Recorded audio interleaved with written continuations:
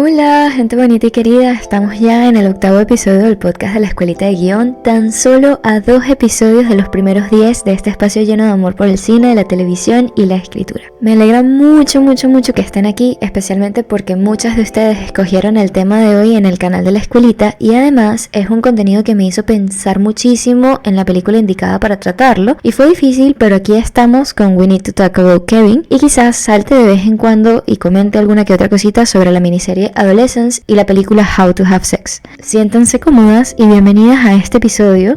Soy Carol Teixeira, la profesora y creadora de la Escuelita de Guión, y vamos a empezar a hablar de los personajes trágicos y la tragedia.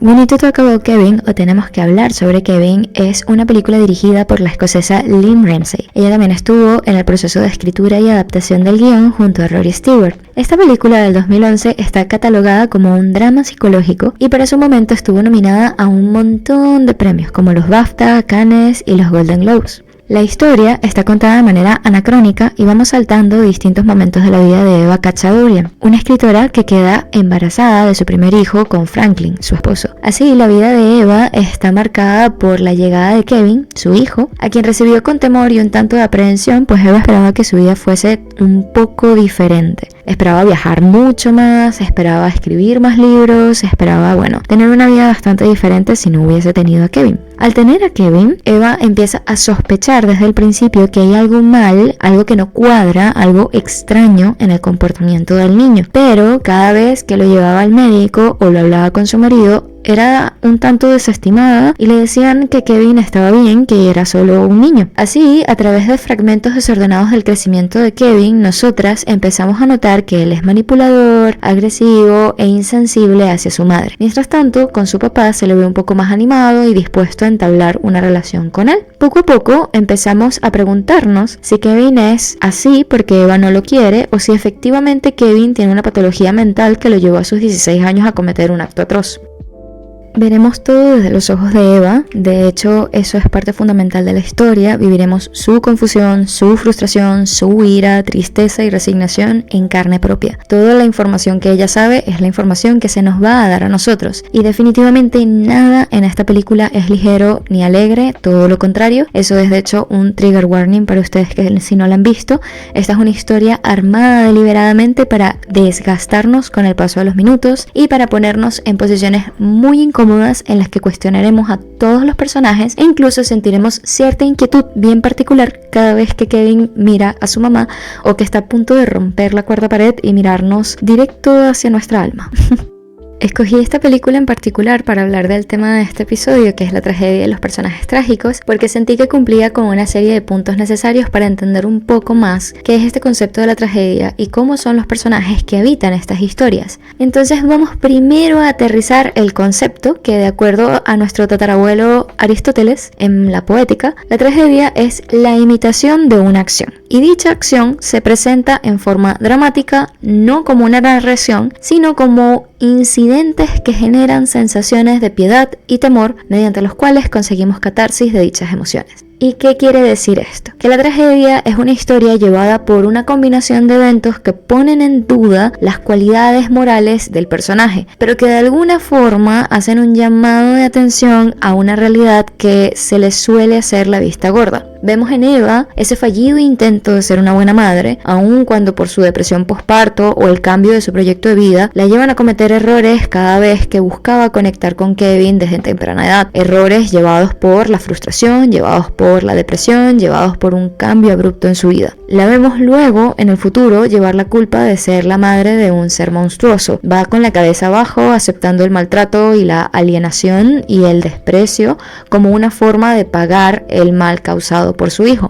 Así, en la tragedia y sus personajes se ve la desgracia como una acción y no como una cualidad inherente al personaje. Todos estos eventos desafortunados, toda la lucha que lleva el personaje por mejorar su contexto, la relación que tiene o su vida misma, es una acción en sí. Es una actividad que moviliza y poco a poco empeora aquel resultado que el personaje esperaba obtener, por muy simple que sea este resultado que el personaje quería. En la relación madre-hijo queda claro. Eva desgasta sus recursos buscando conectar con Kevin, siendo un bebé que lloraba sin parar con ella. Conforme crecía carecía de respuestas afectivas, no quería decirle a Eva mamá, tampoco respondía al juego. Incluso tenemos esa escena en la que Eva trata de cambiarle el pañal y de hecho el cambio del pañal es un acto que Kevin utiliza para humillar y retar a Eva con muy corta edad. Estos elementos de su relación van en picada. Incluso en la historia del crecimiento vemos que Eva se resigna, reconociendo que Kevin nunca va a demostrarle afecto y fingiendo demencia a cada comportamiento errático por parte de él. Esta decisión, esta acción de fingir demencia se ve forzada cuando ve que su esposo Franklin desestima cada una de sus preocupaciones. Incluso hay una escena en la que Franklin le afirma a Eva que los chicos van a ser chicos y que no hay nada en el comportamiento de Kevin que sea preocupante.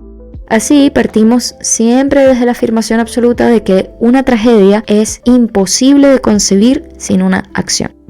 Pues en la construcción de nuestras historias, la piedad o el temor que queremos que la audiencia sienta debe producirse por una desgracia inmerecida a un personaje que no es para nada virtuoso o especial. Es decir, queremos ver o estamos en nuestro deber como escritores escribir una especie de desgracia que el personaje no merezca en lo absoluto. Los personajes de las tragedias suelen ser lo que conocemos como average Joes o personas comunes y corrientes con problemas como los nuestros. Incluso si hipotéticamente fuese un personaje como los hijos de Logan Roy en Succession, lo que los hace comunes y corrientes es su insaciable búsqueda por el afecto paterno, que los reduce, minimiza y les quita identidad y valor propio. Pero no estamos hablando de Succession, aunque es también una obra maestra. Podemos atajar este ejemplo de los personajes no especiales o no particularmente virtuosos, como los llamaba Aristóteles, con la miniserie de Adolescence.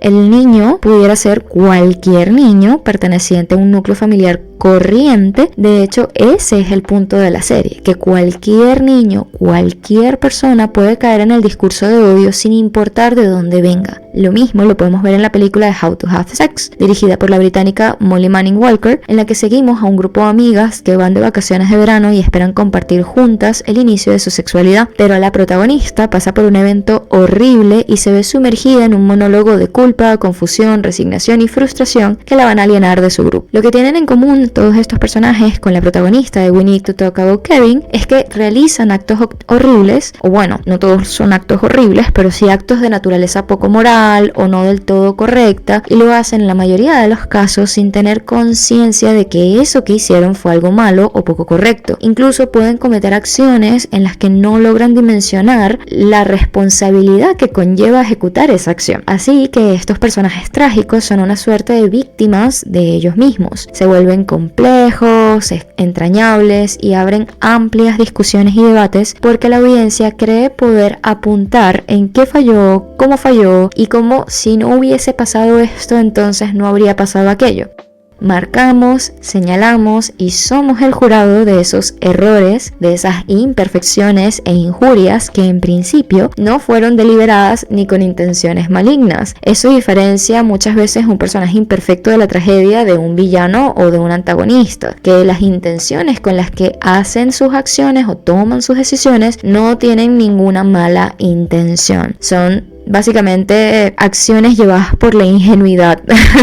Eso hace al personaje trágico, que no tiene una brújula moral perfecta como los héroes o las heroínas que vemos en otras películas. Pueden ser egoístas y difíciles, pueden cometer errores sin darse cuenta, pueden incluso hacer daño sin querer o pueden hacerlo porque es una respuesta al daño que le hicieron anteriormente, un mecanismo de defensa. Pero sobre todo son personajes en los que nos vemos reflejadas a tal punto que se nos hace sumamente difícil no empatizar con su dolor y arrepentimiento. Vemos, de hecho, en sus acciones cómo se edifica el golpe final de la tragedia. Justo cuando todo puede ir mal, puede ir incluso peor. Es característico de estos personajes que obedecen una dinámica similar a la de Edipo, que huye para no matar a su padre ni casarse con su madre, como se lo había advertido el oráculo, pero al final sucede lo que estaba escrito en su destino, por más que huyera de él. Solo que en las películas, nosotras como audiencia somos el oráculo. Vemos la llegada de una inminente desgracia, vemos cómo se elabora en cámara lenta y de hecho en muchas películas con personajes trágicos empiezan Nolan diciéndonos en la cara el final que vamos a ver. Aronofsky, por ejemplo, lo hace en muchas de sus películas, como en La ballena y en Mother. Vemos cómo sucede en Asesinato del Ciervo Sagrado de Lanthimos. De hecho, lo vemos de primera mano en Adolescence, que sabemos, olemos y podemos sentir desde el principio que el niño es culpable de lo que se le acusa. Debe serlo, tiene que serlo para que la policía tome medidas tan extremas. Pero es el sufrimiento y el dolor de sus padres lo que nos lleva a autoengañarnos y convencernos en ese primer episodio de que quizás todo esto es un gran error. Lo mismo sucede en We Need to Talk About Kevin. Vemos con suma parsimonia cada error de Eva, incluso cada error de su esposo. Vemos cómo el carácter de Kevin se hace más y más manipulador, más mentiroso, más calculador, más el recurso narrativo de la película de contar cada cosa en anacronía le hace un gran favor a este concepto de ahí viene el gran golpe, ahí viene el triste inevitable final y no va a haber nada que puedas evitar, no va a haber nada que el personaje pueda evitar, porque ese final ya está escrito. Un final que además nos va a llevar a preguntarnos muchas cosas, que esa es otra característica de la tragedia. Nos lleva a debatirnos muchas cosas sobre nuestra propia moralidad, sobre la moralidad de los personajes, y justamente está ahí como para hacer una especie de terapia de shock. En el caso de We Need to Talk About Kevin, esas preguntas son muchísimas, pero una de ellas son: ¿es Eva la verdadera culpable de este desenlace? ¿Ella realmente habría podido evitar que su hijo cometiera tal atrocidad en la escuela? Kevin aún, y si hubiese tenido una familia perfecta, si Eva realmente lo hubiese deseado, si hubiesen sido un hijo planificado, habría igual estado destinado a convertirse en ese monstruo. El padre tuvo algún rol fundamental en la formación del hijo y su desenlace y la desestimación de su esposa. Haber tenido una hermana menor fue lo que empeoró la situación ya inestable de la familia. Hay muchas preguntas que nos podemos hacer. De hecho, haciendo el trabajo de investigación para este episodio, me encontré con un foro en el que debatían si Kevin efectivamente fue producto de una mala relación maternal o si más bien es un paciente psiquiátrico que nunca fue atendido debidamente. Entonces es bien curioso porque en la tragedia se busca justamente este debate sabroso a la audiencia. No se busca que el final sea completamente conclusivo, sino que más bien invite a la discusión y invite a reevaluar nuestra brújula moral. Y con estas preguntas en el aire, que siempre abren un acalorado debate alrededor de esta película, como con el que me encontré en un foro de internet, concluimos el episodio de hoy. Así vemos que el personaje trágico es, por sobre todas las cosas, imperfecto e ignorante de los grandes errores que le llevarán directo a la debacle de su vida. Son personajes que, además de imperfectos e ignorantes, son reflejo y son proyecciones de lo compleja, impredecible y turbia que puede ser la vida. Un personaje trágico es también uno que siempre toma acción, y esas acciones son a la larga lo que les sepultan. Son personajes que se cansan de intentarlo y que pierden los estribos porque no se sienten merecedores de las desgracias de las que son víctimas. Y las acciones de Eva se reflejan en cada acto para conectar con su hijo, en cada sospecha, en cada sumisión al ojo público que la juzga y la castiga por el crimen de su hijo. Vemos en ella, además, la voluntad y los intentos de que él se sepa querido o al menos cuidado. Vemos en ella un esfuerzo que se convierte en acción, incluso cuando es inútil o lo haya hecho de mala gana por ser una mamá. Y de esta manera, la tragedia y los personajes que las habitan están hechas para darnos sensaciones desagradables. Son historias que buscan, por sobre todas las cosas, imitar las extrañezas y atropellos que vivimos en la vida real y que nos parecen injustos. ¿Puedes pensar en películas y personajes así? Estoy muy segura que sí, porque hay muchas por ahí. Espero que te haya gustado este episodio y que aprendieras un poquito sobre lo que caracteriza historias tan fascinantes como esta. Nos vemos prontito en el próximo episodio del viernes que viene y espero que estés muy bien. ¡Chao!